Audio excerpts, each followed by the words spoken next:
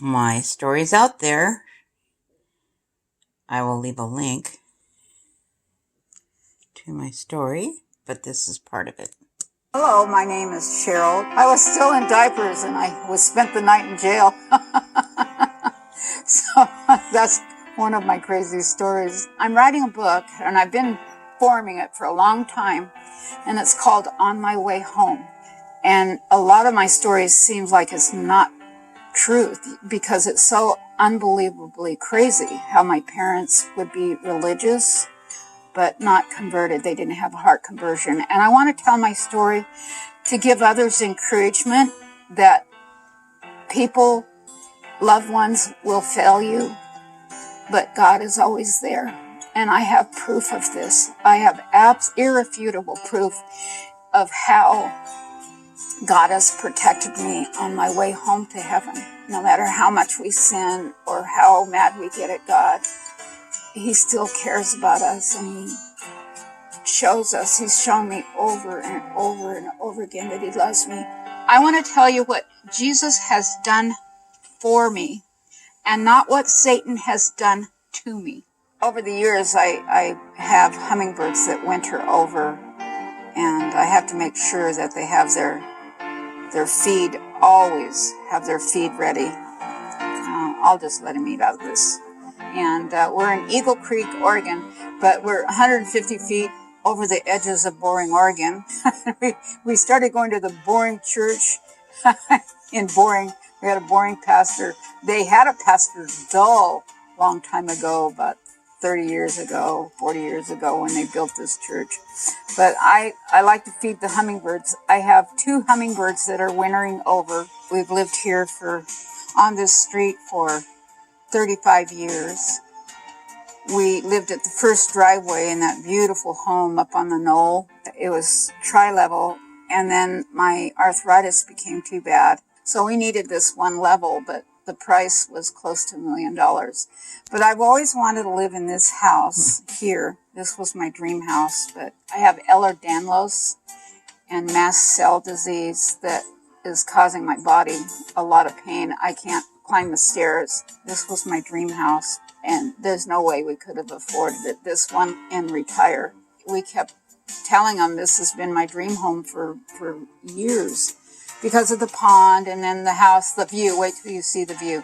They bought it for $750,000, so there's no way they would sell to us for $550,000. They got mad at first, and then we kept telling them this has been my dream home for years. And the people that lived here, they liked us. The Lord worked it out where the people moved their hearts to sell this house to us. We told them we can't do more than $550,000. They had a lot of money, and they said, we have our dream home. We want you guys to have it. So they sold it to us for $550,000. I'm not saying this house is a mansion. To me, it's a mansion. It's a 40-year-old house that needs some upkeeping, but it's where I've wanted to live. The Lord knew what was ahead for me with my pain. I've gotten a lot worse. My health has really gone downhill. I just had spinal fusion surgery, and that went sideways, and my pain is just incredible. So I know the Lord gave me this house. Move those people's heart to sell us this house at the price. It's unheard of. And the realtor told us we can get over $1 million and something. And we don't want to move. We're too old. The money doesn't mean anything except for doing the Lord's work, and that's what we want to do. I grew up a Seventh-day Adventist. My mom and dad met at La Sierra College, and my mom is Mexican. She was Ruth Hernandez. Her parents were very wealthy dairymen in Artesia. And my dad was from a large family, not Christian, very bad people. I don't know how to put it. But his heart wasn't with the Lord, and he saw my mom as a meal ticket. And then when she got pregnant with me, when she was 3 months pregnant, he said, I'm out of here. I'm sharing my story. It's very negative, very sad, and heartbreaking. My dad, Bob, left my mom and he hitchhiked to Florida to be with his family. And she had me alone when she was in California, Los Angeles area. And he had girlfriends then. And so my mom was heartbroken. I'm not telling my story to shock or to make you feel bad or feel sorry for me. That's not the intention of my book. On my way home, that will be out pretty soon. I was just a couple of months old, and my mom took the train to Florida, and when she got there, Bob says, no kids. I think Bob's family, it was 12 brothers and sisters. Actually, there were 17, and 5 were adopted out. They said, you got to take Cheryl back to California. My mom was just absolutely in love with him.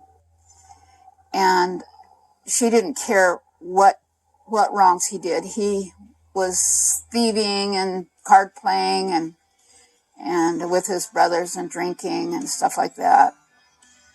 So they didn't have any money for train tickets, and they thought they could work their way back begging. And they got, a day's drive, and they ran out of money, and my mom didn't have any formula for me or diapers, so they stopped at the police department. She got a hold of her parents and said, I need some money, I'm bringing Cheryl back. And so I spent 3 nights in jail waiting for my grandparents to send the check. So I was still in diapers, and I spent the night in jail. So that's one of my crazy stories. So they took me back to California, and my mom left me with my grandmother, and my grandmother raised me for 3 years. My grandpa was Mexican. He could hardly speak English. He would grab me, and he'd go, Chetty. He couldn't say Cheryl. He called me Cherry, Chetty. And my grandma and grandpa were very, very loving, very loving. And I was confused because I didn't have a mom and dad. My grandpa worked all the time. The dairy, you don't get any time off. You just milk the cows and then go eat and change your clothes and go back and milk. I forget how many cows. 1,000. My mom wanted Bob to be a family man, to go to church and be her husband. And so she went and got me. And my grandmother was just beyond heartbroken. And she said, please let me adopt Cheryl. And my mom wouldn't. I don't know why she didn't leave me with my grandparents, because Bob didn't love me. He abused me the minute he saw me. And so I was 4 years old when I started being physically abused and verbally abused. And Hi, Bob. My grandmother was just absolutely brokenhearted. And my mom says, well, why don't you have a baby of your own? So she did. I have Aunt Denise. She's 2 years younger than me. My mom would work nights and she'd sleep during the day. And I got creative. I always liked to craft, so I cut her nylons off. I cut her hair. I turned the gas stove on, almost blew it up because we lived in this little tiny trailer. And then I got my bird and I squeezed it too hard and I buried it. And I've always wanted to play the